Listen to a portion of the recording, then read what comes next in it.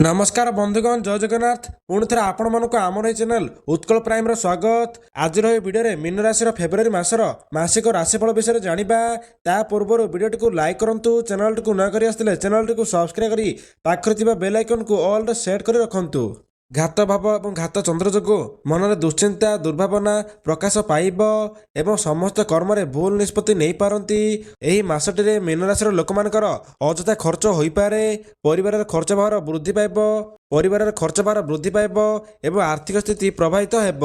वाणिज्य व्यवसाय परिवहन में आय स्वल्प हेब एवं कर्म विफलता अଯଥା विलंब देखादेव। जो मानकर रेवती मीन से सतर्क रहा। शुभ रंग हलदिया, संख्या 9, आराधना माँ धूमावती को करने को पड़ब। एही मासटी मीन राशि लोक मैंने नूतन भूमि पूजा, गृह प्रतिष्ठा, गृहारंभ, विद्यारंभ आदि शुभकर्मर आयोजन करि पारंती। धन संपद वृद्धि पाइब एवं आर्थिक स्थिति में उन्नति आसीब। वाणिज्य व्यवसाय परिवहन में आय अति उत्तम हेब एवं नूतन व्यवसाय में सुजोग रही। कर्म आशा ठारू अधिक सफलता मिलिब। उच्च सम्मान उच्च पदवी प्राप्त हो पारे। कर्म प्रति एकाग्रता आंतरिकता अधिक रहिब।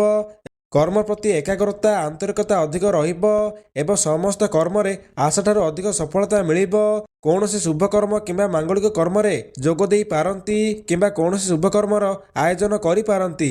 वाणिज्य व्यवसाय परिवहन में आय जाहाले मन में आत्मसंतोष आत्मतृप्ति रहिब। एही मासटी परिवार मतांतर एवं निजर प्रिय बंधु किंबा पुरातन बंधुओं सह विवाद किंबा तांकठारु अपमान मिल पारे। उन्नतिमूलक कर्म प्रतिबंधक धार्मिक कर्म विघ्न देखा दे पारे। फेब्रुआरी मासटी मीन राशि लोक मानकर स्वास्थ्य आर्थिक कारोबार एवं जानवाहन आरोहण काल सतर्क रहा पड़ो। मनर अस्थिरता परिवार मतांतर शारीरिक पीड़ा भोगी पारती। मन विषादग्रस्त हो पारे और चापग्रस्त एवं समस्त कर्म भूल निष्पत्ति नेबे। वाणिज्य व्यवसाय परिवहन में आय अपेक्षा व्यय अधिक एवं आर्थिक स्थिति प्रभावित हो पारे। मीन राशि लोक मानकर संतान मानकर शिक्षा दीक्षा चालीचलन और कर्म को नहीं गर्व अनुभव करेंगे और पितामाता कृपा लाभ करिपारती।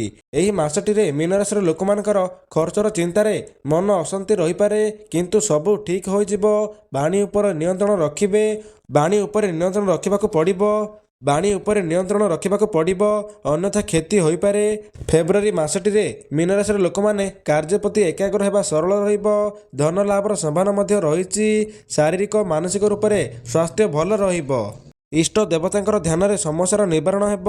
उच्च अधिकारी मान सहित वाद विवाद पड़तु नहीं। नकारात्मक विचार दूरे रहिबाकू पड़िबो।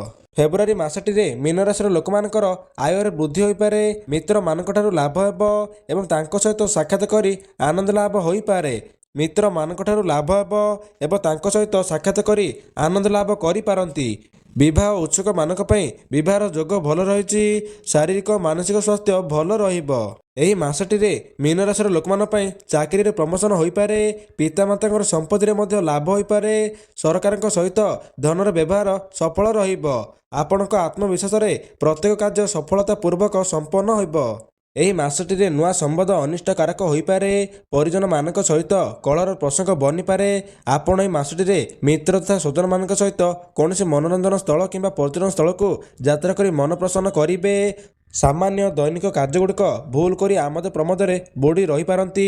परिवार रे आनंदर वातावरण रहिबो जहाद्वारा आपणकर मन प्रफुल्लित हेब। आपणक स्वास्थ्य मासटी अत्यंत भल रहिबो। व्यवसाय मध्य एही मासटी लाभदायी हेब। पारिवारिक जीवन में शांति बनाए रखापी निरर्थक वाद विवाद न करने को पड़ो। धन एवं प्रतिष्ठार हानि हेबनी किंतु यार ध्यान रखा पड़ो। ऑफिस रे उच्च अधिकारी मानकर असंतोषर सामना करने को पड़ पारे। एही मासरे आयोजित प्रत्येक कार्य भल भाव संपन्न हेब। महिला मानकर सौंदर्य प्रसाधन पछरे खर्च हो पारे। मीन राशि लोक मानकर एही मासटी सृजनात्मक शक्ति गुड़िक वृद्धि हेब। वैचारिक दृढ़ता एवं मानसिक स्थिरता कारण कार्य सफलता सरलता हेब। तो बंधुगण यह मीन राशि फेब्रुआरी मासर मासिक राशिफल। जदि यह राशिफल वीडियोटी भल लगी ताहले वीडियोटी को लाइक करंतु, चैनल को सब्सक्राइब करी समस्त को वीडियोटी निहाती भावे शेयर कर दियंतु।